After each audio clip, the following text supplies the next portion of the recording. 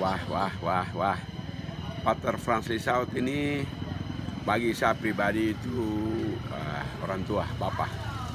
Karena memang eh, begitu selesai SMP mau masuk SMA, bapak bawa saya di Jayapura, ikut bersama bapak, tinggal sama-sama di pastoran katedral.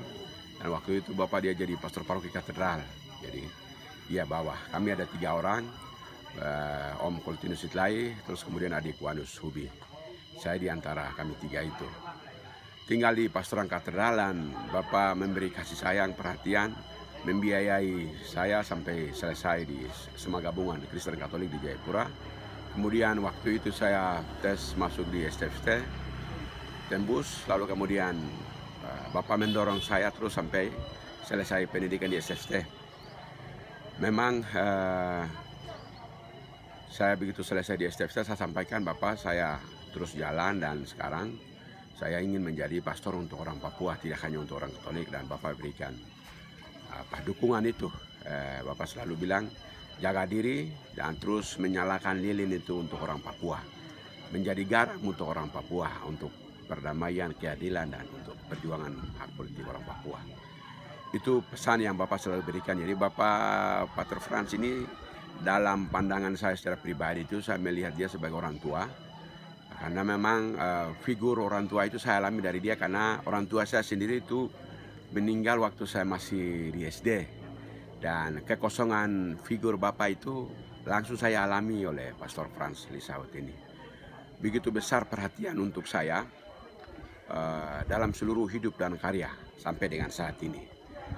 Kemudian dalam konteks orang Papua dan juga orang Balim, dia menjadi heseke, dia menjadi tiang untuk wene, untuk sabda, untuk firman, untuk sumber hidup itu. Sehingga orang Balim siapa saja selalu melihat dia sebagai heseke dan sadar kepada dia. Dia menjadi tiang, dia menjadi sumber hidup, sumber air yang hal kebaikan itu yang Tuhan sabdakan itu kami terima juga langsung dari pastor. Sehingga bagi kami beliau itu menjadi heseke, tiang untuk kami semua. Yang berikut memang saya banyak belajar dan juga kami banyak belajar sikap untuk memahami, untuk sadar akan identitas, untuk harga diri. Dan terus itu kami alami melalui pastor.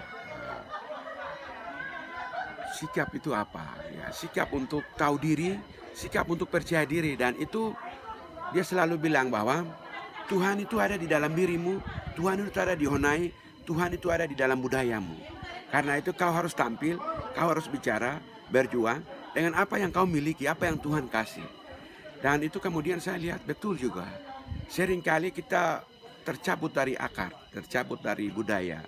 Lalu kemudian coba memakai gaya cara orang lain. Tapi Pater selalu menyadarkan kita, menyadarkan saya untuk kembali memahami diri. Markus Haluk itu, haluknya itu di dalam Honai, di dalam diri. Dan itu buat saya menjadi sadar dan saya terus semakin menjadi kuat. Hal yang lain yang luar biasa dari pastor itu saya memaknai dia seorang teolog yang betul teolog kontekstual.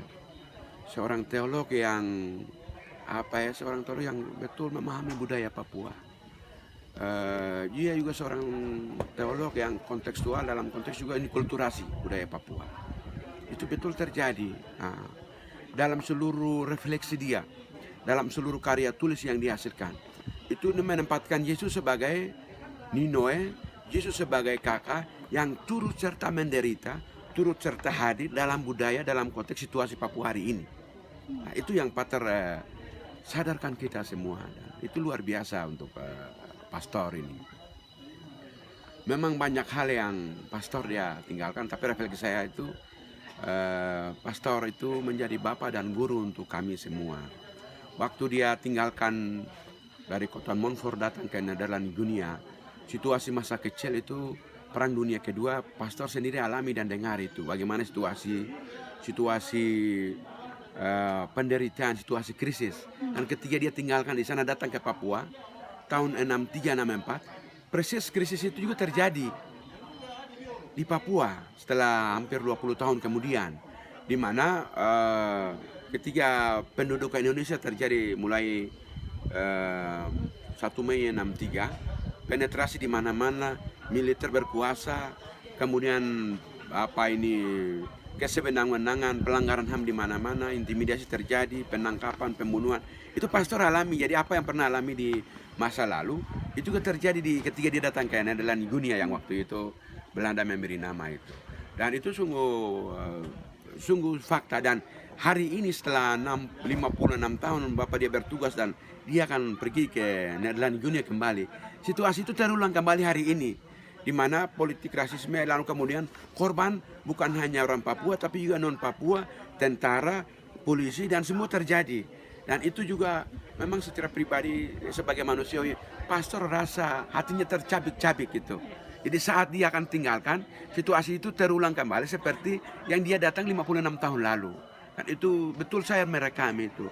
Sehingga rekaman itu yang kemudian saya coba menguraikannya dengan satu naskah, saya tulis buku kecil itu yang saya memberi nama Hidup dan Karya Pastor Frans Listaut di Papua selama 56 tahun.